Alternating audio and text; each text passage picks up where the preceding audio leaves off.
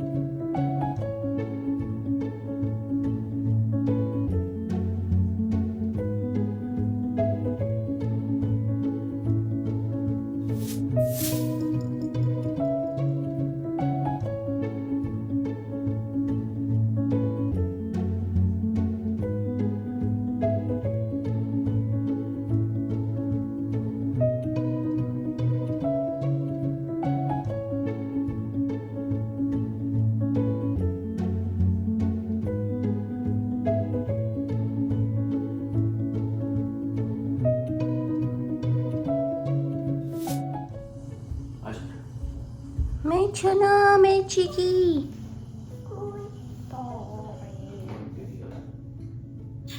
उठ के तो पॉटी जाना तेरे को? नो। कैसे उठ गया तू जल्दी?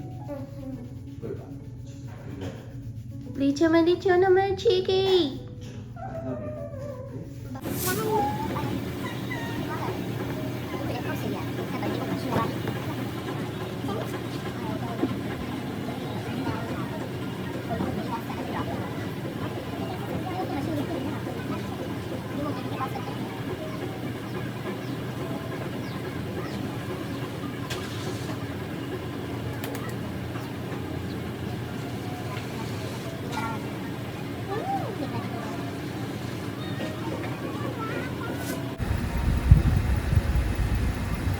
बच्चे के डैडी जा रहे हैं अभी जॉब पे। यहाँ पे ये सुंदर सा फ्लावर आया हुआ है और यहाँ पे मेरी छोटी सी प्यारी सी बटरफ्लाई बैठी हुई है। Hi my little butterfly, look at me, से हाय। मेरी चना मैं चिकी, प्लीज मेरी चना मैं चिकी। Look how adorable. Look what I got. Look, I got her. मैं प्रिशा को देखने के लिए आ रही थी, मेरे हाथ में स्क्रैची आ गया। राइट प्रिशा? म्याऊ। Now you're like me.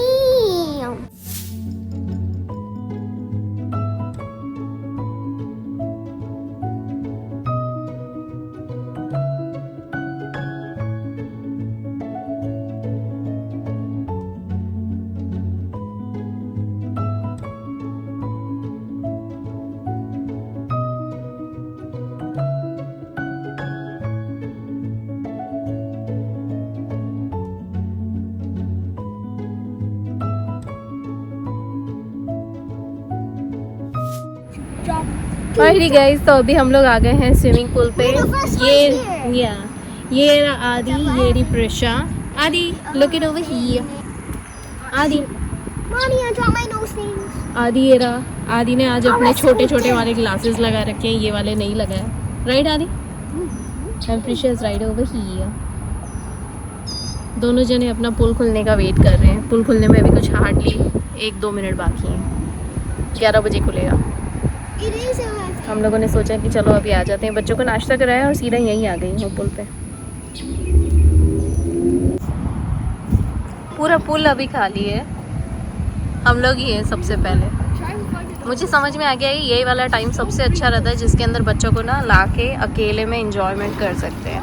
नहीं तो यू नो व्हाट, बच्चों के लिए बहुत ज़्यादा क्राउडेड भी हो जाता है, फिर उसके बाद पानी भी बहुत ज़्यादा गंदा हो जाता है। और अभी क्या क्लीन वाटर है ना, तो अच्छा है, काम एंड क्लीन वाटर। दोनों बच्चे आराम से अपने हिसाब से खेल कूद सकते हैं, पानी के अंदर वाटर फन कर सकते हैं।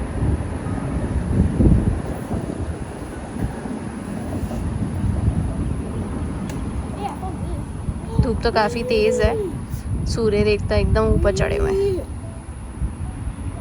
What's up? Wait, that's my clip. मैं आप लोगों के साथ एक बात शेयर करना चाहती हूँ। ये मेरा खुद का पर्सनल एक्सपीरियंस है। मैं ज़्यादा नाम वगैरह तो नहीं लूँगी, लेकिन पर हाँ ये ज़रूर बोलूँगी जो मेरा खुद का एक्सपीरियंस है लाइफ का। वो ये कहता है कि आप चाहे कितना ही कर लो ससुराल वालों के लिए, और चाहे अच्छा करो, चाहे आप दिल जान लगा दो, सुबह शाम लगा दो, हाथ पाँव में दर्द हो रहा हो, फिर भी आप उनके लिए काम करते रहो। पर चाहे कुछ हो जाए ना, ससुराल वाले कभी आपके नहीं हो सकते, कभी भी नहीं।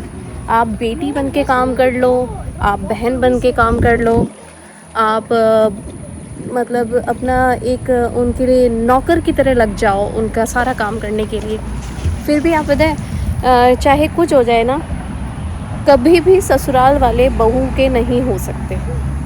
बहू एक ऐसा शब्द है, वो बहुत करती है, जी जान लगा देती है अपने ससुराल वालों को खुश करने के लिए, उनकी खुशियों का ध्यान रखने के लिए, उनका पूरी तरीके से मेंटली फिज़िकली पूरी तरीके से जी जान लगा देना, वो उनके हो ही नहीं सकते, बहू के हो ही नहीं सकते। और जवाई जो होता है ना, जमाई यानी कि दामाद, उसको आप पहले दिन से बेटे वाला फील मिलता है आपके घर में। आपके माँ बाप आपके पति को ना ऐसे बेटे की तरह वो करते हैं, दिल जान से उसकी सेवा में लग जाते हैं। उल्टा वो क्या करेगा, उल्टा आपके माँ बाप उसके आगे पीछे पलक पावड़े बिछा देते हैं। ये मेरा खुद का पर्सनल एक्सपीरियंस है, मेरे घर में भी वही होता है। मेरे हस्बैंड को इतना प्यार मिलता है, मेरे घर में इतना प्यार मिलता है, मेरे माँ बाप इतना प्यार करते हैं उन्हें, इतना ज़्यादा, इतना मुझे नहीं करते, मुझसे ज़्यादा मेरे पति को करते हैं। और आज जब मैं खुद वही चीज़ें अपने ससुराल में एक्सपेक्ट करती हूँ, उम्मीद करती हूँ। पहली बात तो मुझे पता है, मुझे सच्ची में अच्छे से समझ आता है, क्योंकि मैं भागवत जी में बहुत बिलीव करती हूँ, श्रीमद् भागवत कथा का मुझे अच्छे से पता है कि उम्मीद करना ही बेकार है, किसी से एक्सपेक्टेशन ही नहीं करनी चाहिए। लेकिन फिर भी मन है, इंसान है, हम कितनी मेहनत करते हैं सिर्फ एक छोटी सी उम्मीद के लिए कि मुझे और कुछ नहीं चाहिए, मुझे सम्मान चाहिए, मुझे क्रेडिट चाहिए, मुझे उतना ही प्यार चाहिए जितने आपके बेटे को मेरे घर में मिलता है, मुझे मेरे ससुराल में मिलना चाहिए। वो सब नहीं मिलता, नहीं मिलता, चाहे आप कुछ भी कर लो। दिल जान लगा देती हूँ, दिल जान अपना समय काट के लगा देती हूँ, फिर भी क्या मिलता है? कुछ नहीं मिलता है। 1%, 0.1% का भी क्रेडिट नहीं मिलता है। ये मेरा खुद का पर्सनल एक्सपीरियंस है, चाहे कुछ हो जाए। एक बहू ही रहती है, बाहर की ही रहती है, बहुत करने के बाद भी कुछ नहीं मिलता। बहू ही रहती है, डॉटर इन लॉ रहती है। डॉटर इन लॉ कभी डॉटर नहीं बन सकती, बहू कभी बेटी नहीं बन सकती। और सबसे बड़ी बात, एक बहू को कभी भी एक घर का, घरवाली का और एक घर का हिस्सा या यूँ कह लो कि होम मेंबर या फिर यूँ कह लो कि बेटी, उस वगैरह से रिलेटेड कुछ भी नहीं मिलता है, कोई हक ही नहीं मिलता। सच में वो प्यार सम्मान वो सब नहीं मिलता। मैं अपनी दिल की बातें शेयर कर रही हूँ और ये बहुत बड़ी बात है। बहुत सारे लोग मेरे इस चीज़ से रिलेट कर पाएंगे, चाहे कुछ हो जाए।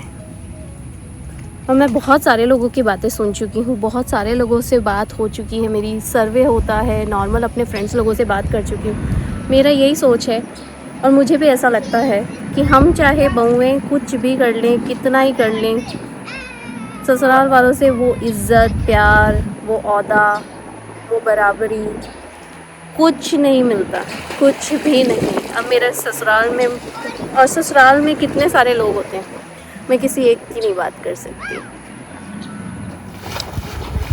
इतना अच्छा लग रहा है ना, आँखों को इतना सुकून मिलता है जब अपने ही बच्चों को, अपने ही सबसे करीबी लोगों को हंसता खेलता देखना।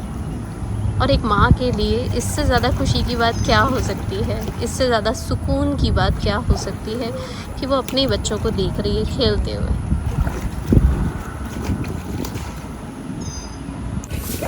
मन की बहुत सारी बातें होती हैं जो आप लोगों के साथ शेयर करती रहती हूँ। मेरे बहुत सारे विचार ऐसे हैं जो बहुत सारे लोग उसके साथ रिलेट कर पाते हैं।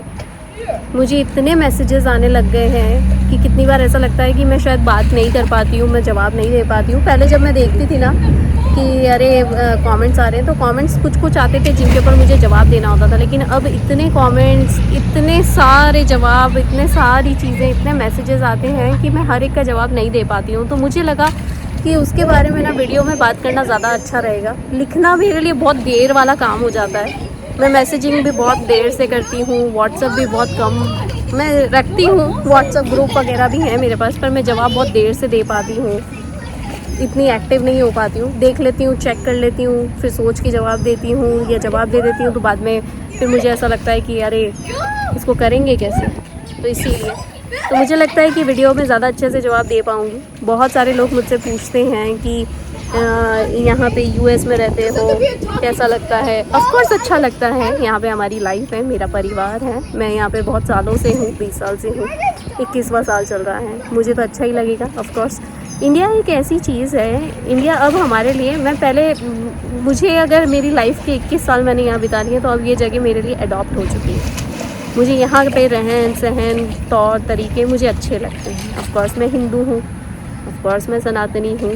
मैं चाहे कहीं पे भी रहूँ लाइफ में या मेरे जीवन में, कहीं पे भी, कोई भी कंट्री में, पर मैं अपना हिंदुत्व तो नहीं छोड़ूंगी। ऑफ कोर्स मैं मेरी फास्टिंग करती हूँ, मेरे भगवान हैं, मेरा पहनना ओढ़ना, मेरी संस्कृति, मेरे बच्चे, हम लोग, हमारी एक अलग ही दुनिया है जिसे मैं फॉलो करती हूँ। और मैं बहुत सारे लोगों से ऐसे मिलती भी हूँ, जैसे मेरी सोच है वैसे ही लोग मुझे मिलते भी हैं, वैसे ही मेरा सर्कल बनता चला जाता है। तो मुझे लगता है कि मैं इस प्लेटफॉर्म के थ्रू आप लोगों से बात कर पाती हूँ, मेरे विचार रख पाती हूँ। मुझे अच्छा लगता है, बिना रोक टोक के मैं आप लोगों के साथ बात कर पाती हूँ। नहीं तो असल ज़िंदगी में क्या होता है कि अगर आमने सामने आप किसी से बात करते हो तो वो आपको टोकता ज़्यादा है, सुनता कम है। और एक ये ऐसी चीज़ है जिसमें मैंने रिकॉर्ड करी और मैंने आप लोगों के सामने रखी। आप लोगों के कोई भी विचार हो, कोई भी कमेंट्स हो, कोई क्वेश्चंस हो, वो ज़रूर से नीचे कमेंट बॉक्स में ज़रूर लिख के बताइएगा। मुझे अच्छा लगता है, मैं उन चीज़ों के बारे में सुनती हूँ, पढ़ती हूँ, फिर सोच के आप लोगों को जवाब देती हूँ। और ये कोई भी चीज़ ऐसी स्क्रिप्टेड है ही नहीं हमारी। मेरे वीडियोस देख के आपको समझ में आ जाएगा कि इसकी पहले से प्रिपरेशन कुछ नहीं कर रखी है। जो दिमाग में आता है, जो मुझे लगता है सही है, वो मैं अपनी बात रखती हूँ। और अभी भी जो ससुराल और मायके वाली बात करी है मैंने, ऐसा नहीं है कि मायके में आपको 5 स्टार ट्रीटमेंट मिलता है। मायके में भी कितनी बार उल्टी पुल्टी चीज़ें होती हैं, लेकिन आप वो take it as a granted लेना शुरू कर देते हो कि जो भी मिलेगा अच्छा ही मिलेगा, और उसकी एक आदत बन जाती है। फिर अचानक आप ससुराल में जाते हो, उम्मीद करते हो कि आपको सब कुछ ही अच्छा मिले, कोई ताने ना पड़े। तो मैं आपको बता दूं, मैं भी एक तरीके से उसी साधारण से, नॉर्मल से सोसाइटी का हिस्सा हूँ, जहाँ पे मुझे भी मेरे ससुराल की तरफ से बहुत सारी चीज़ें सुनने को मिलती हैं, कितनी बार इग्नोर हो जाती हैं। पहले मैं बहुत दिल पे लगाती थी, अब मैं दिल पे नहीं लगाती हूँ। पर हाँ, कितनी बार ऐसा होता है कि ज़्यादा चुप रहना भी बेवकूफ़ी हो जाती है। आपको जवाब देना ही पड़ता है, आपको अपनी आवाज़ उठानी पड़ती है, और मैं अब वही फेज़ में आ गई। मैं चुपचाप सुनती हूँ एक लिमिट तक, लेकिन जब मुझे लगता है कि मैं अपनी आवाज़ उठाऊँ तो मैं आवाज़ उठा देती हूँ। क्योंकि कहते हैं ना कि जब पानी यहाँ तक आ जाए, नाक डूब जाए, यहाँ तक आ जाए, सर के ऊपर चले जाए, तो आपको हाथ पांव चलाने पड़ते हैं, ठीक वैसे ही। तो मैं भी वही करती हूँ। मुझे लगता है जवाब देना चाहिए तो मैं जवाब दे देती हूँ। तो चलिए, अच्छा लगा आप लोगों के साथ, काफ़ी सारी बातें करी मैंने और आगे भी करती रहूँगी, अपनी आवाज़ रखती रहूँगी। प्रिशा गो गेट इट। बच्चों ने बॉल वहाँ पे फेंक दी है। प्रिशा को मैंने बोला बॉल लेकर आने के लिए। आदि प्रिशा इधर उधर बार बार बॉल फेंक देते हैं और प्रिशा उठा के लाती है, फिर आदि उसके ऊपर चिल्लाता है। आदि प्रिशा जैसे तैसे खेलने का मैनेज करते रहते हैं। प्रिशा ज़्यादा अंदर नहीं जाती है क्योंकि उससे डर लगता है, और आदि आराम से अंदर चला जाता है, इसलिए वो बीच में खड़ा होता है। Stop it! कितने क्यूट लग रहे हैं ना, छोटे छोटे से चिकले पिकले से।